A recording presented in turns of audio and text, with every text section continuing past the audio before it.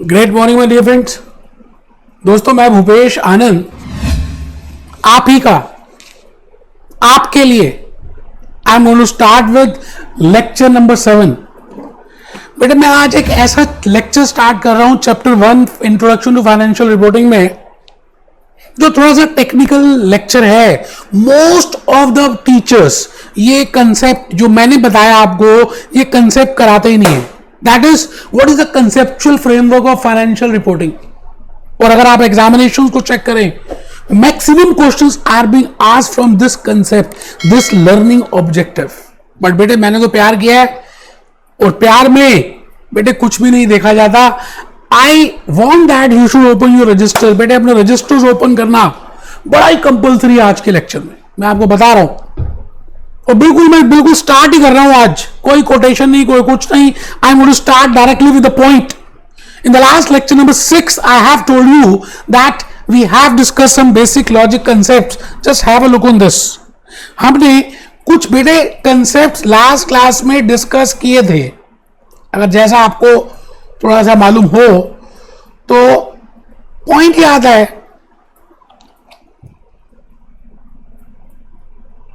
ये देखिए जी, ये concepts है which I have discussed in this chapter.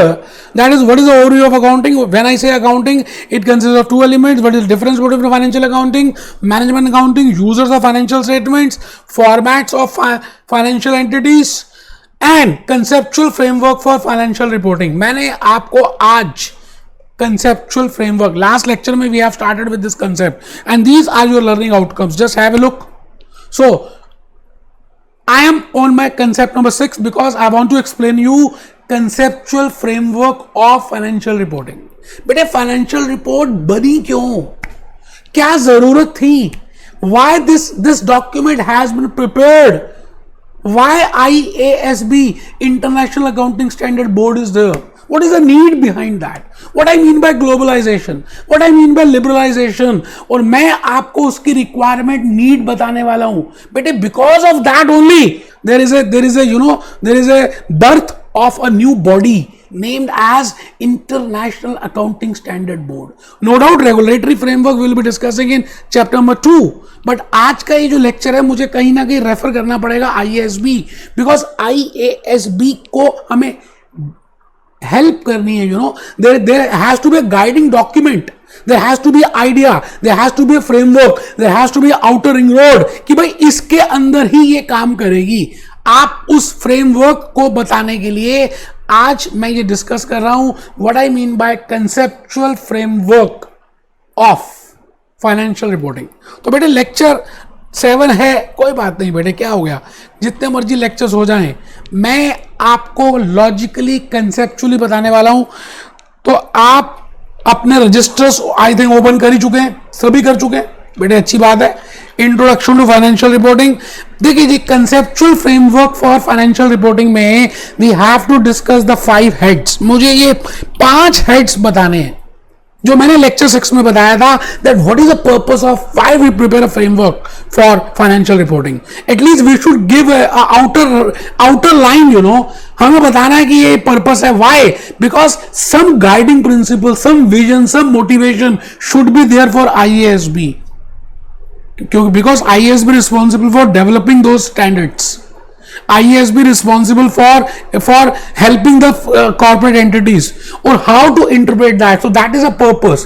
Objective मैंने लास्ट लेक्चर में बताया था बेटे, आप जैसा कम्युनिकेट करना चाहते हैं बिल्कुल सेम सेंस में it should be communicated to the communicatee, so that the user of these financial statements can take economic decisions at particular time. बेटे, आप ये बताइए उस इंफॉर्मेशन का क्या फायदा जब आप उस इंफॉर्मेशन में बड़े कंफ्यूज हो जाते हैं। It is not understandable, it is not material, it does not contain completeness, it does not contain so many relevance and all other drawbacks. तो इसलिए मैं आज आपके सामने बेटे ये 3rd फीचर जो मैंने पीले रंग से हाईलाइट कर दिया, आप प्लीज रजिस्टर खोल लें, सीधे होके बैठे बेटे, बिल्कुल कमर सीधी, देखिए झुक के नहीं बैठना, और टेबल चेयर में बैठ के पढ़ना है। क्वालिटी देखिए, फिर लेटर में थप्पड़ मारूंगा खींच के, खड़े हो, बैठो, बैठ के पढ़ो बेटा। Qualitative features, third is qualitative features, fourth is elements and fifth is concept. बेटे पांचों के पांचों हेड्स मोस्ट इंपॉर्टेंट हैं फॉर योर एग्जामिनेशंस। और इसके साथ साथ वो अगर आप मेरे ग्राउंड लेवल 0 के लेक्चर्स देख लें तो आप डांस करना स्टार्ट कर देंगे, मुझे तो ऐसा लगता है, बिकॉज मैंने आज आपको नेरोलेक पेंट्स की एक फाइनेंशियल स्टेटमेंट्स को शो करना है। And this is Nerolac paints. हमारी इंडिया में बड़ी अच्छी कंपनी एक नेरोलेक पेंट्स जो पेंट्स बनाती है। बेटे नेरोलेक पेंट्स की अगर हम फाइनेंशियल रिपोर्ट्स को देखना स्टार्ट करें, this is 100 annual report of, इसका मतलब 100 से पहले कुछ हो चुके हैं, ये 100वीं है 2020 की नेरोलेक पेंट्स की। बेटे ये कॉर्पोरेट इंफॉर्मेशन है, इसमें ये बताया है कि कौन एमडी है, कौन ये है, कौन ऑडिटर है, कौन चीफ सेक्रेटरी है, who is CFO, who is CEO, who is managing director. और उसके बाद अबाउट द रिपोर्ट में उस कंपनी के जो मैनेजिंग डायरेक्टर है उन्होंने चेयरमैन ने अपनी मैसेज दिया है। नाउ द पॉइंट इज, मेरी डिस्कशन यहीं से स्टार्ट हो रही है। बेटे आप as a layman, as a middle man, as a common man, if you read the financial statement of this company and the message given by this chairman, तो बेटे ये जो इंफॉर्मेशन दी है, इतना कुछ दिया है, सारे फाइनेंशियल्स बताए हैं, की हाईलाइट्स दिए हैं, that these are the highlights of my company. आप ये बताइए एक मिडिल मैन, एक normal man who has some normal background, who is of the normal sense, बेटे वो इन बातों से बड़ा ज्यादा इन्फ्लुएंस हो जाएगा। और ऐसा भी हो सकता है कि अगर वो इन्फ्लुएंस हो जाए, जैसे आप किसी गर्लफ्रेंड से या किसी से इन्फ्लुएंस हो जाएं तो आप पागल हो जाते हैं उसके लिए। इसी तरह से investor if influenced by the Nerolac Paints financial statements, by annual report of Nerolac Paints, it is but natural that he will buy the shares of Nerolac paint from the market. बेटे वो शेयर्स लेगा, वो ओनरशिप लेगा। अब आप ये बताइए आफ्टर बाइंग द शेयर्स उसको कुछ पीरियड के बाद ऐसा पता चलता है that this company is going for insolvency और बैंकरप्सी, और the information which is there in these financial statement is not correct. तो बेटे यहीं से जन्म हुआ क्या, किसका, that a financial information which is to be communicated by the reporting entity to the users, this statement should, this information should contain some basic qualitative characteristics। तो conceptual framework for financial reporting, जैसा मैंने बताया, थोड़ा सा technical chapter है, technical concept है, lecture 6, lecture 7, आज का लेक्चर थोड़ा सा टेक्निकल है, लेकिन मोस्ट इंपॉर्टेंट है, सब टीचर्स नहीं करा रहे, भूपेश आनंद करा रहा है। आइए हम इसको डिस्कस करें। और मैं चाहता हूं कि आप थोड़ा सा फाइनेंशियल रिजल्ट्स भी देखें कि फाइनेंशियल रिजल्ट्स क्या हैं इस कंपनी के। दीज आर द ऑडिटर्स, ये बेटे ऑडिटर की रिपोर्ट है, उसमें गूगल में आराम से आप सर्च करेंगे तो मिलेगी।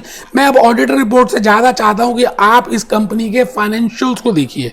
ये देखिए बैलेंस शीट में सबसे पहले लिखा हुआ नॉन करंट एसेट्स, ठीक है जी, non current assets, property plant and equipment, other tangible assets, other non-current assets, current assets, equity and liability, equity share capital, non-current liabilities, financial liabilities। बेटे आपको एक फॉर्मेट गिवन है that this is the balance sheet of Nerolac Paints। Similarly, you are given with income statement of Nerolac Paints। आप check करें, income, revenue from operations, other income, cost of expenses में material consume, this changes in this, depreciation, this. और नीचे देखिए signatures कितने लोगों के हैं, चार्टर्ड अकाउंटेंट के सिग्नेचर हैं, कंपनी सेक्रेटरी के सिग्नेचर हैं, एंड ऑडिटर के सिग्नेचर हैं, बोर्ड ऑफ डायरेक्टर के सिग्नेचर हैं, इंडिपेंडेंट डायरेक्टर के सिग्नेचर हैं।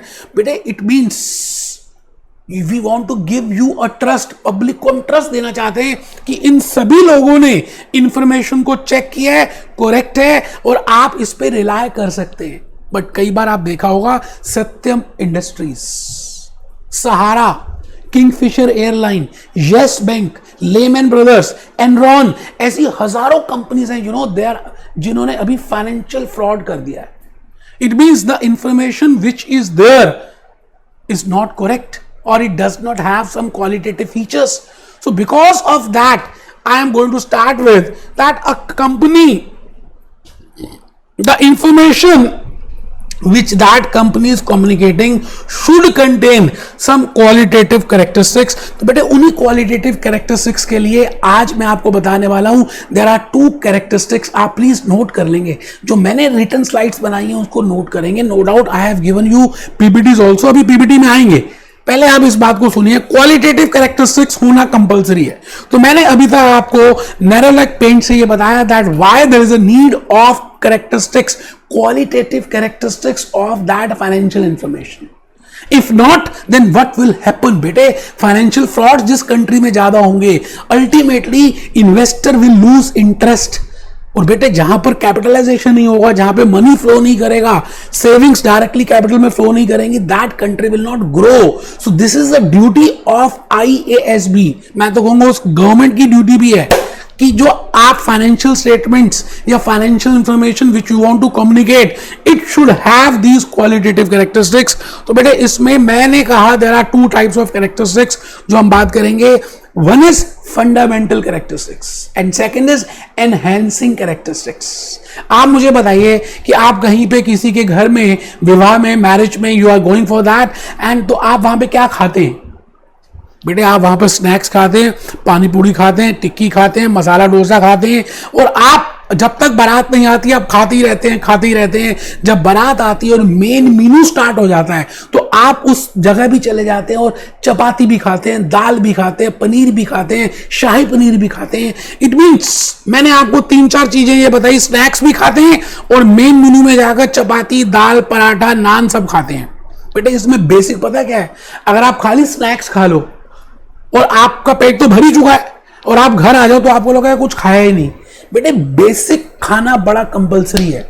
इट मींस व्हेन आई से qualitative characteristics, it contains two parts. One is fundamental characteristics and second is enhancing characteristics. तो मैं आपसे 6 कैरेक्टरिस्टिक्स की बात करूंगा. बेटे फंडामेंटली 2 कैरेक्टरिस्टिक्स होना कंपलसरी है इन दैट फाइनेंशियल इंफॉर्मेशन. आप लिखते हैं साथ साथ. बेटे रेलेवेंस एंड फेथफुल रिप्रेजेंटेशन. अभी हम देखेंगे the information which is being communicated by the reporting entity, by the Nerolac Paints to the common investor, that should be relevant. Now what is the meaning of relevant? What are the features of relevant? We will discuss for that. Second feature should be faithful representation. और बेटे 4 मैंने कहा enhancing features होने चाहिए as per conceptual framework of financial reporting. आप please note करें, आपको मैं थप्पड़ मारने आ रहा हूं आपके घर में अगर आप नोट नहीं करेंगे. बेटे एनहेंसिंग में देखिए कंपेरेबिलिटी होनी चाहिए. It means it should be compared with another company. ठीक है. Second is verifiability. It means अगर आप वेरीफाई करना चाहें कि क्या उसकी ट्रूथनेस है, वाउचर्स हैं, डेबिट नोट है, परचेजिंग ऑर्डर है, तो that can be possible. Timeliness. बेटे आप ये बताइए अगर आप एसी से टाइम पे नहीं करते तो आपकी वैल्यू उतनी नहीं रहने वाली. It means it should have time limits. It should be with in time. And last is understandable होना चाहिए. बेटे ये 6 फीचर्स, 6 कैरेक्टरिस्टिक्स, 6 क्वालिटेटिव कैरेक्टरिस्टिक्स में 2 फंडामेंटल हैं, 4 एनहेंसिंग हैं. इनको समझना है. तो I will explain you each and every characteristic. तो पहले मैं आता हूं why there is a need. So we have all understood that because on that information we are relying. Creditors are relying, users are relying, internal users, external users, bankers, creditors, investors, and they are ready to invest time and money. So it means that financial information should have some prerequisites. बेटे आप मसाला डोसा खाते हैं तो prerequisite क्या है? सांभर भी होगा, डोसा होगा, मसाला होगा, चटनी होगी. ये तो प्रीरिक्विजिट है. उसके साथ गन पाउडर हो या ना हो, that is enhancing. Getting my point? तो मैंने कहा the demand for accounting information by creditors, bankers, investors create the need of qualitative characteristics of financial information. तो मैं पहले फीचर में आ गया. बेटा टाइम वेस्ट बिल्कुल ही नहीं करना. मैंने कहा 2 फीचर्स बड़े इंपॉर्टेंट है. One is relevance and second is faithful representation. इन दोनों फीचर्स में क्वेश्चंस आते ही रहते हैं, तो आप ध्यान से समझना that what is the meaning of relevance. आप बताइए, आप मेरे सामने बैठे हैं, मैं आपको चाइनीज में बोलना शुरू कर दूं, जर्मन लैंग्वेज में बोलना शुरू कर दूं, and you are not aware of that Chinese और जर्मन लैंग्वेज, तो क्या आप मेरी बात में क्या whether I can communicate something to you? बेटे हो ही नहीं सकता. It means I should speak relevant. It means financial information should give a relevant information to the user. तो पहले आप लिख लें, फिर आगे मैं एक्सप्लेन करूंगा, अपनी कहानी बताऊंगा. In order to have relevant information. अब बेटा रेलेवेंट कैसे होगा, उसके लिए मैं कुछ कंडीशंस देख लूंगा. And if those conditions are present I will say it is relevant, and if those conditions are not present I will say it is not relevant. For example, जो इंफॉर्मेशन आप कम्युनिकेट कर रहे हैं, it means the reporting entity, the Nerolac Paints, which information wants to communicate to the public at large, to the Mango people, should contain these conditions. पहली बात, first is that decision should influence the economic decisions. It means जो use कर रहा है, that person can able to take the decision on the basis of that information. कुछ छुपा नहीं होना चाहिए. It should be relevant. Now how it is relevant, उसकी conditions हम देख लेते हैं. तो relevant के लिए it should able to make decisions, should be provided in time. बेटे आप टाइम पे अगर एग्जामिनेशन सेंटर में नहीं पहुंचते हैं तो आपका एग्जामिनेशन डिस्क्वालीफाई हो जाएगा. Everything is in time. आपको सही समय पे सही टाइम पे पढ़ाई शुरू कर देनी चाहिए, then only you can succeed. Similarly, in order to make that financial information relevant, it should contain, or it should have the capability that it can affect the economic decisions of the users, and it should be in time. And बेटा next feature की बात करें, it should provide predictive power. ये बड़ा important है बेटे, predictive power regarding possible future events. एक बच्चा कहता सर समझ ही नहीं आया क्या बोल रहे हो. बेटे जो फाइनेंशियल इंफॉर्मेशन है उसको पढ़ने के बाद आप एटलीस्ट कुछ फ्यूचर को एनालाइज कर पाए, मॉडलिंग कर पाए, एक्सपेक्ट कर पाए कि ये फ्यूचर आने वाले दिनों में होने वाला है. जैसे मैं कहता हूं पोस्ट कोविड-19 के बाद हम एक प्रिडिक्टिव नेचर के ये हो सकते हैं that my economy will not grow at the same rate, there will be some recession because there is no demand, and if there is no demand I will not able to sell, and if I am not able to sell I will not able to get the profits. तो this is predictive. For example, last quarter में इस company ने बड़े अच्छे sales किए and that is been shown in the financial statements. तो creditors को जब वो इंफॉर्मेशन हम प्रेजेंट करेंगे तो creditors can predict the future of Nerolac Paints कि भाई लास्ट दिवाली में Nerolac Paints has sold this much amount or has given a growth of 20%. So now they can predict that in the coming future they will show a growth rate of more than that. It means financial information which is being presented by Nerolac Paints should have a predictive feature. It means we can predict it. But इसी तरह से the information which is being provided by Nerolac Paints should be of confirmatory nature. बेटे past tense में कुछ हुआ, past tense में if any event was there, supposedly Nerolac Paints has purchased a machinery for manufacturing those paints, so that event can be confirmed with the help of vouchers or with the help of entries, transactions, events. It means जो भूतकाल में हुआ उसको confirm करना, या it should confirm that event. That information is named as relevant. आप ये बताइए पास्ट टेंस में जो भी ट्रांजैक्शंस हुई, पास्ट टेंस में जो भी इवेंट्स हुए, that must be confirmed. And also जो फ्यूचर में होने वाला है that has to be predictive. It means that information is relevant if that information is confirmatory nature और प्रिडिक्टिव इन नेचर. तो बेटा लिखना है should provide information about past events. इसको हम बोलेंगे बेटे confirmatory in nature. Confirmatory in nature. बेटे ये जो इवेंट है ना पास्ट इवेंट्स का, इसको हम कहते हैं कंफर्मेटरी. और जो फ्यूचर इवेंट्स का ना बेटे, ये जो अभी बताया था, ये जो फ्यूचर का बताया था, इसको हम बोलते हैं predictive in nature. Future events को हम प्रिडिक्टिव इन नेचर कहेंगे और पास्ट को हम कंफर्मेटरी कहेंगे बिकॉज वो हो चुका है, उसको confirm. It means that information should B of confirmatory in nature, predictive in nature, and that information should should be prepared as per prudence concept. बेटे मोस्ट इंपॉर्टेंट कंसेप्ट बताने जा रहा हूं. वैसे आई will be discussing accounting concept in lecture number 9 और 10 because that is again a part of conceptual framework of financial reporting. But prudence concept में यहां पे डिस्कस कर रहा हूं. I can say that this financial information is relevant if that financial information has predictive, has confirmatory, has materiality concept and has prudence concept. बेटे अब ये prudence क्या है? मैंने लिखा बेटे प्रूडेंस का मतलब होता है समझदारी और होशियारी से आपने उन फाइनेंशियल इंफॉर्मेशन को, फाइनेंशियल स्टेटमेंट्स को प्रिपेयर किया. मुझे आप एक बात बताएंगे, आप सभी मेरे सामने बैठे हैं, कोविड-19 के वायरस के आने से पहले और कोविड-19 के वायरस के बाद post scenario, if I compare the pre scenario with post scenario, there is a huge difference in that. बेटे कभी किसी ने सोचा भी नहीं था कि ऐसा भी सिनेरियो आएगा कि आप घर में बैठे रहेंगे, आप अपनी एक्टिविटीज नहीं कर पाएंगे, आप अपने मनी को यूज नहीं कर पाएंगे और इस तरह से बुखार और आपकी तबीयत खराब हो जाएगी. भगवान ना करे. But the point is, now think it from the point of view of a corporate entity. Nerolac Paints के पॉइंट से सोचिए और मुझे बताइए प्रूडेंस कंसेप्ट कैसे यूज करेंगे.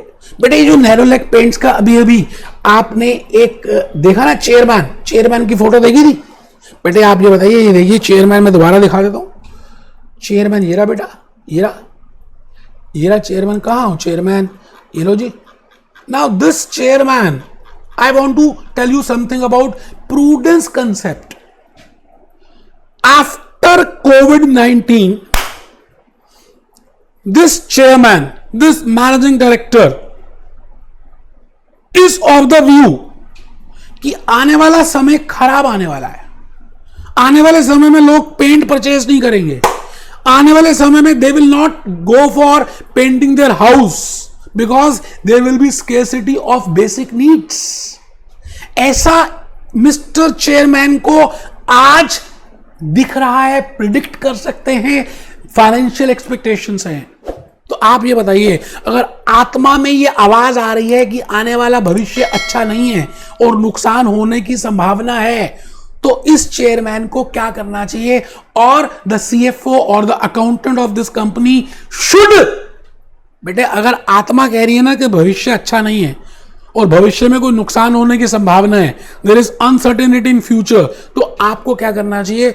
अभी से उसकी गुल्लक बना लेनी चाहिए. गुल्लक बेटे उसमें अभी पैसे डालने शुरू कर देने चाहिए, प्रोविजन करनी स्टार्ट कर देनी चाहिए.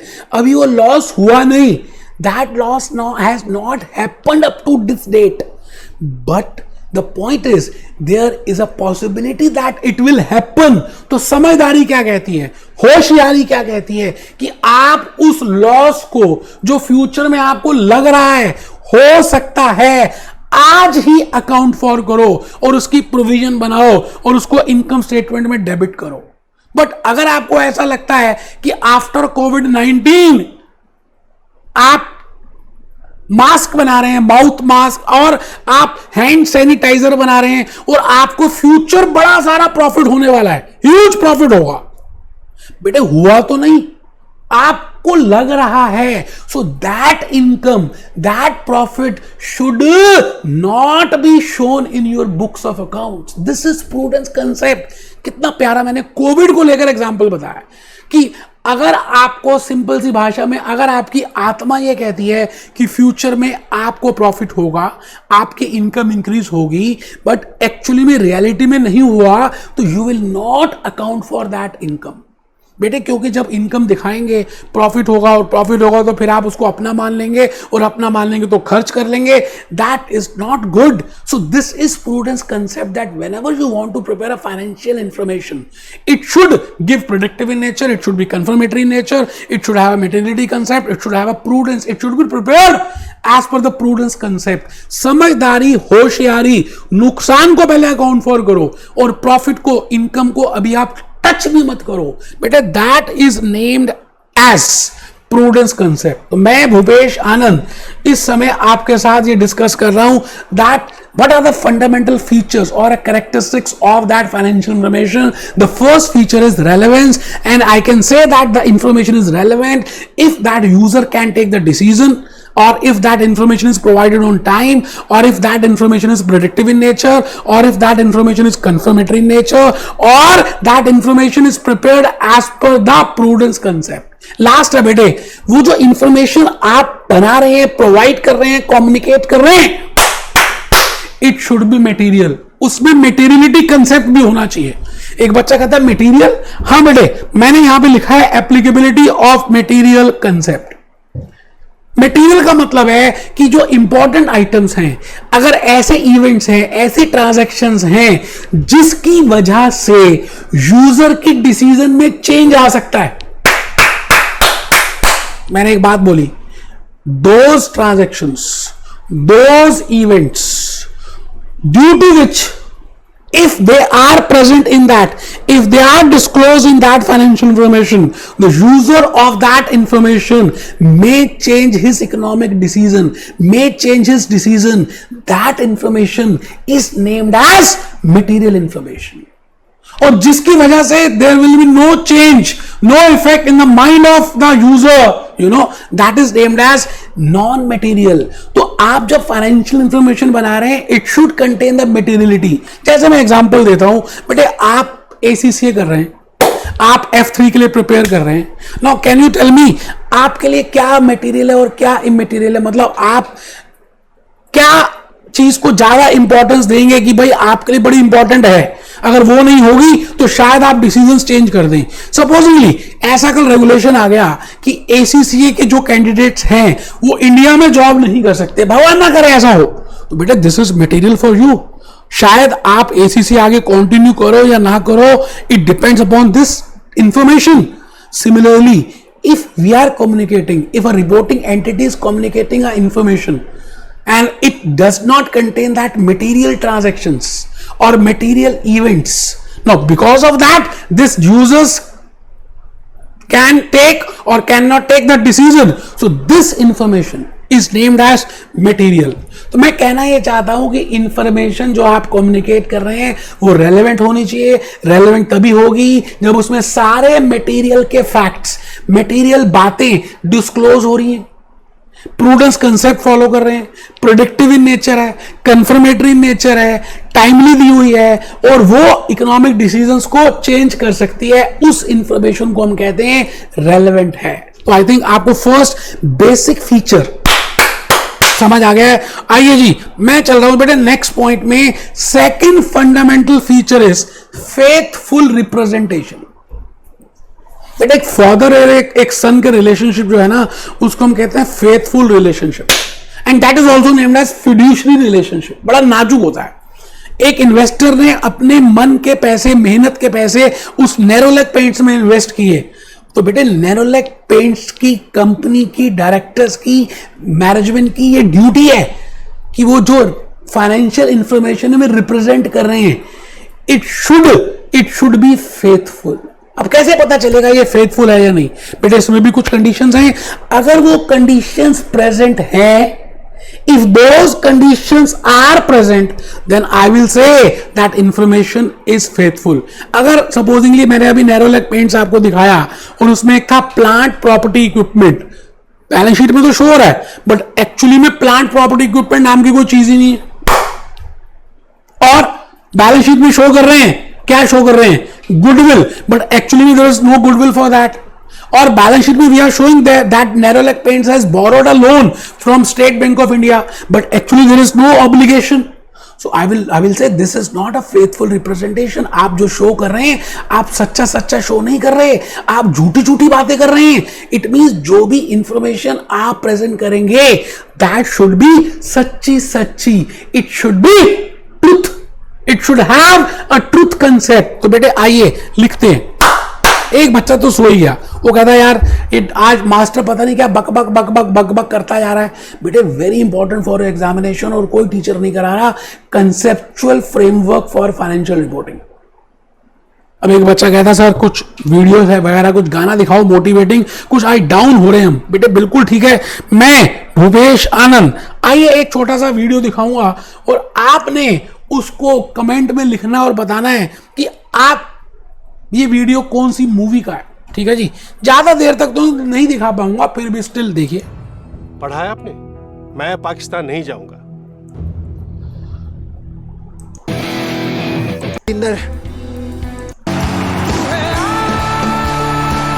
तो बेटे आपने बताना है कमेंट में कि ये कौन सी मूवी है और इस मूवी को देखने के बाद आपको क्या इंस्पिरेशन मिली। तो बिल्कुल वही इंस्पिरेशन आपने ACCA में यूज कर लेनी है बेटा। F3 financial accounting, even if you are from non commerce background, कोई घबराने की बात नहीं है। जब किया इरादा पक्का, कोई चीज नहीं है मुश्किल। तो बेटे मैं इस समय फंडामेंटल फीचर 2 लिख रहा हूं, फेथफुल रिप्रेजेंटेशन की बातें कर रहे हैं।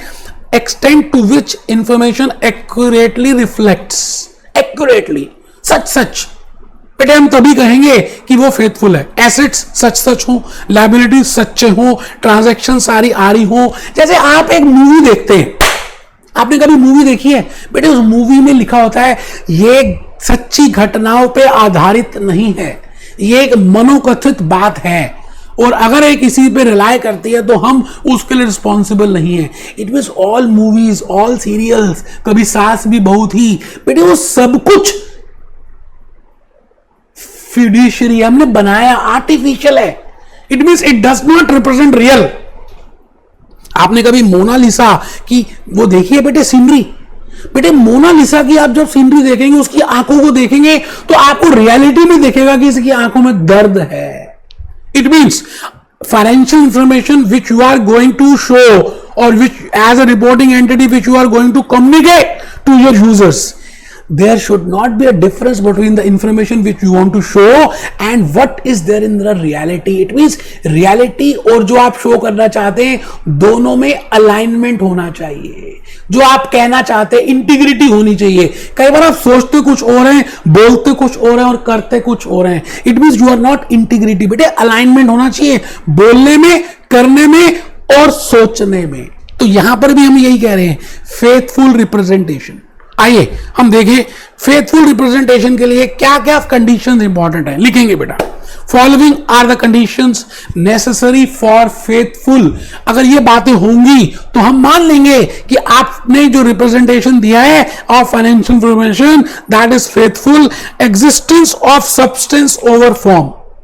बेटे आप खाली लीगैलिटी को फॉलो करने के लिए, रेगुलेशंस को फॉलो करने के लिए कुछ प्रेजेंट कर रहे हैं और एक्चुअली में कुछ और है, that is not the case. अभी देखेंगे उसको, कंप्लीटनेस में आते हैं। पहले आप जो इंफॉर्मेशन प्रेजेंट कर रहे हैं, जो फाइनेंशियल स्टेटमेंट्स आप बना रहे हैं, उसमें कुछ इवेंट्स, कुछ इंस्टेंसेस, कुछ ट्रांजैक्शंस, मटेरियल ट्रांजैक्शंस या कुछ आपने शो ही नहीं किया। आप बताइए, मसाला डोसा बन रहा था, अभी आधा अधूरा बना था और आपको खाने में दे दिया, क्या आपको अच्छा लगेगा मसाला डोसा? इसी तरह से I will say that these financial statements will have fundamental characteristics if they are showing क्या faithful representation. So for that they should be complete. पूरा कंप्लीट करेंगे ना ACCA तभी बेनिफिट होगा बेटे। आप सोचे खाली स्किल लेवल हो जाए, नॉलेज लेवल हो जाए और जॉब करने लग जाएं तो वो वैल्यू नहीं मिल पाएगी जो क्वालिफाइड ACCA को मिलती है। So it should be completed. So financial information should be completed. मैंने यहां पे लिखा दिस इज द फीचर। अगर ये फीचर प्रेजेंट है तो मैं कहूंगा that this financial information is giving faithful representation. Information should be neutral. बेटे ऐसा नहीं कि आप एक चीज को प्रूव करने के लिए इंफॉर्मेशन देते जा रहे हो। जैसे एग्जिट पोल की बात करूं, मान लेते हैं हमारी इंडिया में there is a BJP and Congress party and supposingly this news channel is belongs to BJP और is being sponsored by BJP and they want to show that ultimately BJP will win. तो exit poll में वो opinions उन्हीं लोगों की ले रहे हैं, those who are BJP supporters. So बेटे दिस इज बायस्ड। ये ठीक थोड़ी है। आप अगर कोई चीज कह रहे हैं तो दैट शुड बी न्यूट्रल। आप किसी चीज को प्रूव करने के लिए इंफॉर्मेशन नहीं शो करेंगे, it should be neutral. Then I will say it is faithful representation. और अगर आपने कोई अकाउंटिंग फ्री फ्रॉम एरर, अब बेटे गलतियां तो होती रहती हैं। एरर का मतलब यह नहीं है कि बिल्कुल 100% करेक्ट हो ही नहीं सकता। आप एसीसी का पेपर दें F3 का, डायरेक्ट पूरा 100% ठीक हो ही नहीं सकता। इसी तरह से फाइनेंशियल इंफॉर्मेशन, बेटे नैरोलैक पेंट्स ने लैक्स ऑफ ट्रांजैक्शंस किए हैं, lakhs of journal entries, lakhs of ledger accounts, फिर उसके बाद ट्रायल बैलेंस। बेटे गलती होने की संभावना है और हो भी जाएगी, बट द पॉइंट इज हम ये कह रहे हैं कि मटेरियल एरर्स नहीं होने चाहिए। तो बेटे मैंने वही बात लिखी है, मैं आ गया जी एनहेंसिंग कैरेक्टरिस्टिक्स। बेटे there are two types of broad categories, one is fundamental, second is enhancing. Fundamental में दो हम डिस्कस कर चुके हैं, अब हम एड ऑन फीचर्स की बात कर रहे हैं। पिज्जा आप लेते हैं, एक तो बेसिक पिज्जा होता है, बेस, बेबी को बेस पसंद है, बट उसमें आप एड ऑन करा सकते हैं ना, garlic paste, mushroom topping, this topping, extra cheese, this. So this is enhancing. बेटे चार हम करेंगे, चार फीचर्स विद इन एनहेंसिंग, और अगर ये 2 और 4 प्रेजेंट होते हैं तो एज पर conceptual framework of financial reporting you are doing a good job. तो आइए हम सबसे पहले एनहेंसिंग में देखें कंपैरेटिबिलिटी। अब जैसे मैंने अभी नैरोलैक पेंट्स की बात की आपके सामने, अब बेटे हमारे इंडिया में एशियन पेंट्स भी है, बर्जर पेंट्स भी है, बड़ी सारी कंपनीज है पेंट्स की।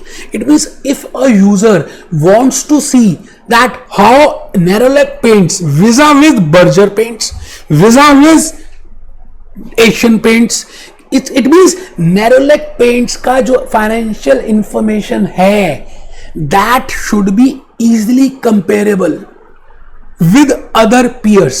और नैरोलैक पेंट्स में भी शो किया मैंने 100 एनुअल रिपोर्ट। तो बेटे अगर उस यूजर को चेक करना है कि उन्होंने लास्ट 10 ईयर्स में क्या किया, time series analysis, cross sectional analysis, peer comparison, competitor comparison, so that should be possible. तो कंपैरेटिबिलिटी तो होना ही चाहिए, तभी आप कहेंगे that it has a good qualitative feature. तो बेटे इसको time series, following are the conditions. अब कंपेयर कैसे करें? कंपेयर तो करना है। No, what are the conditions which should be there so that we can say that it can be compared. Nerolac Paints का ये जो 100th अभी एनुअल रिपोर्ट मैंने शो किया, या financial statements of 2020, if I see the financial statement of 2019 of Nerolac Paints, or if I see 2018 and financial statement of Nerolac Paints, इन सभी years में depreciation has been calculated by different methods. एक year में हमने calculate किया reducing balance से, फिर double discounting method से, फिर स्ट्रेट लाइन मेथड से। आप बताइए as a user, as a mango people, whether you will be able to compare it. बेटे कंसिस्टेंसी तो होनी ही चाहिए। कहते हैं आप जब पढ़ाई करते हैं ना, लगातार जब आप पढ़ते हैं तो बेटे तभी रिजल्ट आता है, लगातार रेगुलरिटी, और सेम चीजें होनी चाहिए। ऐसा नहीं कि कभी स्ट्रेट लाइन कभी this, nothing like that. Inventory if wants to value, you want to value and you think that FIFO is the best, then you should follow FIFO for all the years. There has to be a consistency. If there is no consistency, I cannot compare it. Next is disclosure of accounting policies. बेटे मैंने actually मैं आपको बता रहा हूं कि ये जो चैप्टर 1 है ना, एक्चुअली में होना चाहिए था लास्ट चैप्टर, बिकॉज इसमें बड़ी सारी ऐसी बातें हैं जो अभी हम आने वाले चैप्टर्स में डिस्कस करेंगे, बट नो इश्यूज। उसके लिए मैंने ग्राउंड लेवल 0 के लेक्चर्स बड़े सारे रिकॉर्ड किए हैं।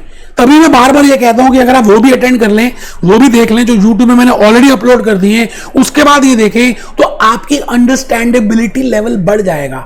उसमें मैंने बताया what I mean by accounting concepts, what I mean by accounting policies, what I mean by accounting convention. No doubt इस चैप्टर में भी, लास्ट लेक्चर में, I will be telling you about accounting concepts, but there are so many principles जो आप directly, कई बार they give you no choice कि आप ये भी कर सकते हैं, ये भी कर सकते हैं। Now that entities adopting a particular choice, for example for depreciation, now there is a principle that there is a concept, that matching concept, that you should debit depreciation, but depreciation can be calculated by different methods. Now this is a choice.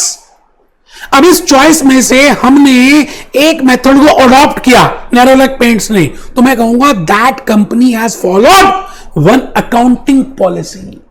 तो बेटे concept बड़ा हो गया, business entity concept, going concern concept, money measurement concept, with in concept every entity can also have different basis of measurement, different basis of recognition.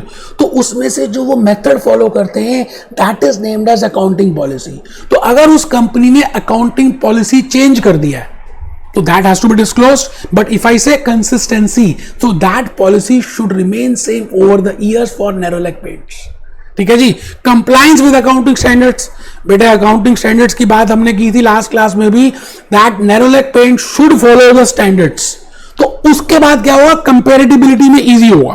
बेटे आप लिख रहे हैं, एक बच्चे को फिर नींद आ रही है, बेटे अभी गाना दिखाया है, अच्छी बात है, 2 फीचर्स रह गए हैं. कितनी मेहनत से, एक्सप्रेशन से, एनर्जी से मैं आपको बता रहा हूं और आप ऐसे ढीले ढीले बैठे हैं. बेटे क्वालिटेटिव कैरेक्टरिस्टिक्स कर रहे हैं एज पर conceptual framework of financial reporting, जो और कोई टीचर नहीं कराता या मेरे जैसे तो बिल्कुल भी नहीं कराता.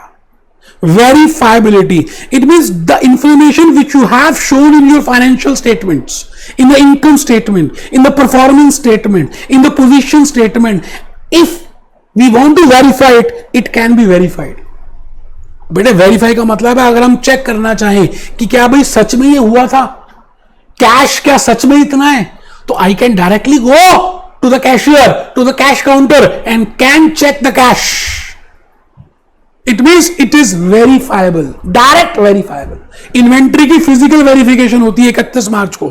जैसे हम कहते हैं कंसिस्टेंसी के लिए आपका अकाउंटिंग पीरियड भी सेम होना चाहिए.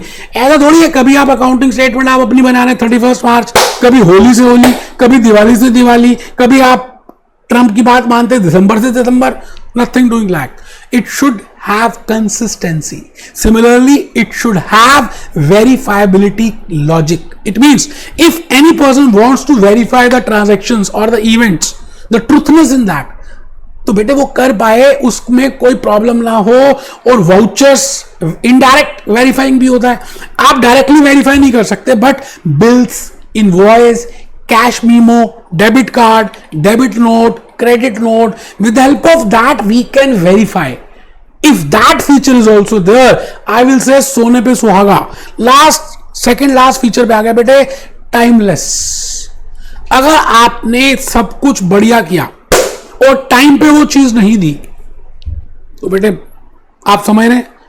वैसे कुछ चीजें ऐसी हैं जो टाइम लेट देंगे तो ज्यादा अच्छी होती हैं, but information should always be given on time.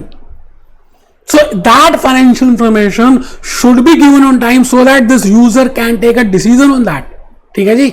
Basmati rice का एग्जांपल दिया है बेटे, ये जितने पुराने हो ना उतनी वैल्यू बढ़ जाती है. फ्रांस की ग्रेप्स की वाइन जितनी पुरानी हो वैल्यू बढ़ती है, बट मैं पुरानी की बात नहीं कर रहा, मैं कह रहा हूं information should be on time. और लास्ट फीचर है बेटे अंडरस्टैंडेबिलिटी. अब आपको मैं इतने लेक्चर्स ले रहा हूं, बोलता जा रहा हूं, बोलती. आप बाकी यूट्यूब लेक्चर्स भी देखिए, उसमें भी बड़े सारे टीचर्स बोल रहे हैं, but the point is you are not able to understand it. But Bhupesh Anand का ये जो लेक्चर है, आप you can able to understand it, then only it is better, then only it is, I will say these are the qualitative features of Bhupesh Anand video lectures. You can understand what I want to say. Similarly, the last enhancing feature should be of that financial information should be that it should be understandable to the user. बेटा मैंने बड़ी प्यारी सी इसी के लिए आपके लिए slide prepare की है. आइए देखें. मैं भूपेश आनंद आज आपके सामने अपनी पीपीटीज भी शो कर रहा हूं. बेटे बड़ी प्यारी सी पीपीटीज बनाई है मैंने फॉर दिस कंसेप्ट. आप अपना प्रिंट आउट निकाल लें, हार्ड कॉपी अपने सामने रखें, and I will show you the different. ये देखिए बेटे, कंसेप्चुअल फ्रेमवर्क फॉर फाइनेंशियल. पहले हमने कहा था it means what I mean by this, the thoughts upon which now these are the 5 points which we have discussed. बेटे मैं अभी 3rd में हूं, ऑब्जेक्टिव बता दिया मैंने. क्वालिटेटिव कैरेक्टरिस्टिक्स के ऊपर हूं मैं इस समय, और मैंने आपको क्वालिटेटिव फीचर्स में बताया, फंडामेंटल एनहांसिंग, डिफरेंट एग्जांपल्स दिए, डिफरेंट रियलिटी की बातें बताई. बेटे पेपर के लिए बड़ा इंपॉर्टेंट है. Relevance, faithful, this comparability, verifiability, timeless. बेटे ये इंपॉर्टेंट है. मैं फिर रिपीट कर रहा हूं, आप मेरे क्लास नोट्स और इस पीपीटी को रिलेट करके अच्छी तरह से पढ़ेंगे, लाइफ लॉन्ग हेल्प करने वाला है. बेटे IASP अभी आप F7 में करेंगे, फिर उसके बाद SBR प्रोफेशनल पेपर में करेंगे। Very important, very important, very important. Next lecture जो है ना, लेक्चर नंबर 8, वो इजी है, एलिमेंट्स की बात करेंगे। लेक्चर नंबर 9 मैं आपको स्टेटमेंट ऑफ फाइनेंशियल पोजीशन बना के दिखाऊंगा, IASB का फॉर्मेट। और लेक्चर 10 तो मैं क्या बोलूं, कंसेप्ट इतने इंपॉर्टेंट है जो मैं डिस्कस करने वाला हूं, because I will be discussing all the parts which are given in the Kaplan and BBB in chapter number 1। बेटे मैं भूपेश आनंद हूं, कुछ छोड़ूंगा नहीं, आपसे प्यार किया मैंने। Be happy, B jolly, B cheerful.